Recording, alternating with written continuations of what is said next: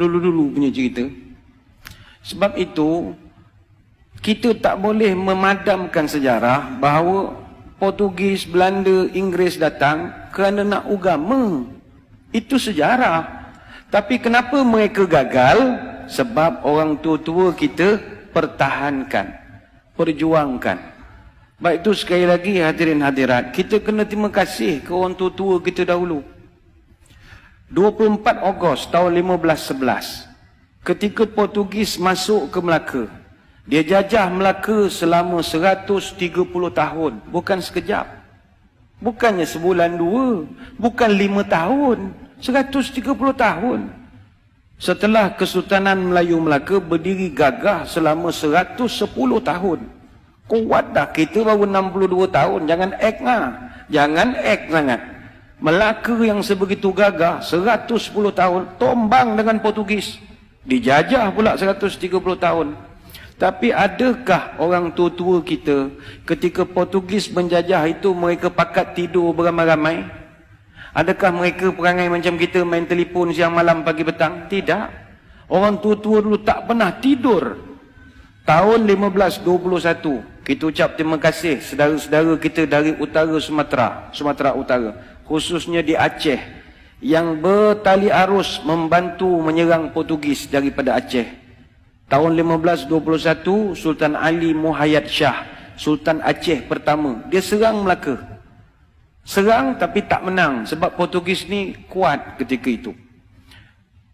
Datang pula Sultan Alauddin Al-Qahar, Sultan Aceh yang ketiga. Dia serang Melaka 3 kali. 1537 dia serang, kalah. 1547 dia serang guna kapal, pun kalah. Tahun 1564 dia minta bantuan dari kerajaan Turki Utsmani. Semasa itu kerajaan Turki Utsmani diperintah oleh Sultan Sulaiman yang merupakan Sultan Turki Utsmaniyah yang ke-10, minta tolong tapi gagal. Adakah Portugis terlampau kuat? Tidak juga. Portugis tak kuat. Tapi di kalangan orang Melaka ketika itu seronok kerja dengan Portugis. Jadi dia orang dah dapat gaji, ada allowance, ada pangkat, ada apa. Dia orang pula mempertahankan Portugis siang malam pagi petang. Jadi Portugis main wayang sajalah. Orang-orang kita yang berlawan sesama kita. Kemudian Sultan Ali Riayat Shah, Sultan Aceh yang ke-9, serang Melaka 3 tahun berturut-turut. 1573, 1575, 1577. Tapi tak menang, pembelot ramai. Sambung balik Dik Sultan Iskandar Muda, Sultan Aceh yang ke-12. Dia serang 2 tahun, 1615 dengan 1638. Hasil daripada serangan demi serangan bertali arus, akhirnya Portugis lemah. 1641, Belanda datang. Belanda datang. Bila Belanda datang, orang Aceh dah penat. Penat dah menolong. Orang tempatan masih lagi seronok dengan baju uniform, dapat apa, komen seronok, dapat jadi pegawai kerajaan, jadi orang pencen. Tak ada dia berjuang melawan Belanda dah. Belanda datang tahun 1641, kita ucap terima kasihlah kepada saudara-saudara kita dari Makassar, Bugis. Orang Bugis yang banyak menolong kita.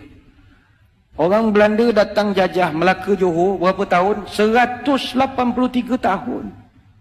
183 tahun. Datanglah orang-orang Bugis tahun 1782 sampai 1784, yang itu memang serang habis-habisan. Maka dicatatkan dengan tinta emas dalam sejarah negara. Muncullah satu orang pahlawan terbilang, marhum Raja Haji Fi Sabilillah Ibni Daing Celak, yang digelarkan marhum Teluk Ketapang. Bagi tuan-tuan di Selangor, kena kenangkan marhum Raja Haji Fi Sabilillah. Apa sebab? Dia ni yang di Pertuan Muda Kesultanan Johor Riau Lingga yang ke-4. Dia Tengku Mahkota Raja Muda. Dan dialah abang kepada Sultan Selangor yang pertama. Sultan Selangor yang pertama namanya Raja Lumu bin Daing Celak. Raja Lumu ni ditabalkan dengan nama Sultan Salahuddin Shah, memerintah Selangor 1745 sampai 1778. Kenapa adik dia yang jadi raja? Abangnya mangkat awal. Kenapa abangnya mangkat awal? Mangkat di Kota Melaka 19 Jun tahun 1784. Umur baru 57 tahun. Ketika jenazahnya ditemui, tangan kanannya memegang kitab Dalailul Khairat, tangan kiri memegang badik. Dia lawan Belanda sampai ke Kota Melaka. tapi akhirnya gugur menjadi seorang syahid. Kenapa mereka ni berjuang berhabis-habisan? Nak pastikan orang putih, jangan kau nak tukar agama cucu cicit aku. Itu aja. Itu dia dari Makassar, apa kena mengena dengan Melaka? Ukhuwah Islamiyah. 1786 Inggeris datang ke tanah Melayu. Mula-mula dia datang masuk ikut Pulau Pinang. Dia masuk Pulau Pinang, dia tukar habis sejarah Pulau Pinang. Dia dakwa dia pula yang membuka Pulau Pinang. Apa benda dia pula membuka Pulau Pinang? Ingat kita ni tak reti yang buka negeri agaknya. Maka terpadamlah sampai sekarang sejarah sebenar pembuka awal Pulau Pinang tahun 1730. Siapa yang buka Pulau Pinang tahun 1730? Datuk Jenatun. Datuk Jenatun ni atau nama sebenarnya Jenan bin Rajo Labu bin Rajo Gandam bin Rajo Manguyang dari Gunung Sahilan bin Rajo Kuoso bin Rajo Bakilap Alam Bertegak Gelar Tunku Bagaiwang yang pertama, Raja Alam Minangkabau. Mak dia putih sangat Indo dunia. Orang Pagaruyuang, orang Sumatera yang membuka Pulau Pinang. Tapi sejarah itu dipadamkan dengan kemasukan Inggris. 88 tahun kemudian dia tipu pula orang Melayu tahun 1874 menerusi perjanjian Pangko yang penuh dengan muslihat. Akhirnya orang putih jajah negara kita berapa tahun? Bukan 10 tahun, 117 tahun. Tapi adakah nenek moyang kita tidur? Tidak. Bangkit satu persatu, Dol Said, Rentap, Mat Saleh, Maharaja Lela, Tok Bahaman, Tok Janggut, Haji Abdul Rahman Limbung, dan senarai itu begitu panjang sekali. Apa rasional mereka berjuang? Allah. Sebab itu orang tua-tua wujudkan satu perkataan namanya merdeka.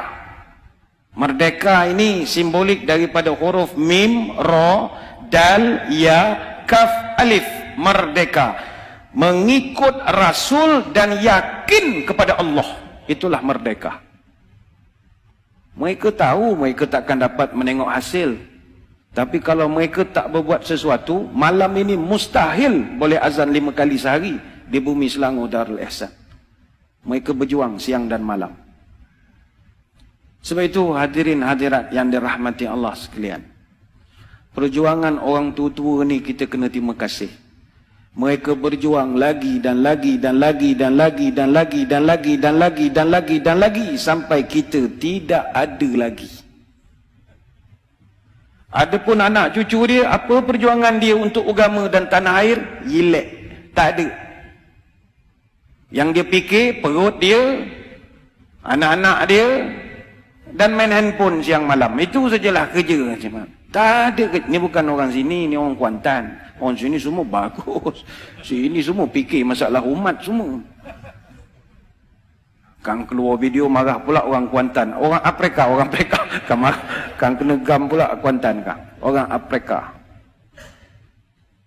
Maka sewajarnya sebab kita sebagai generasi selepas merdeka, hayatilah semangat pengorbanan ini.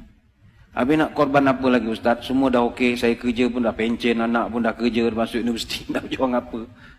Marilah kita pertahankan kemerdekaan ini, khususnya mempertahankan kesucian akidah ahli sunnah wal jamaah. Sekarang ini zaman cabaran kita gugat akidah. Itu lain. Kalau dulu orang nak cabut akidah, kalau sekarang ini dia goyangkan akidah.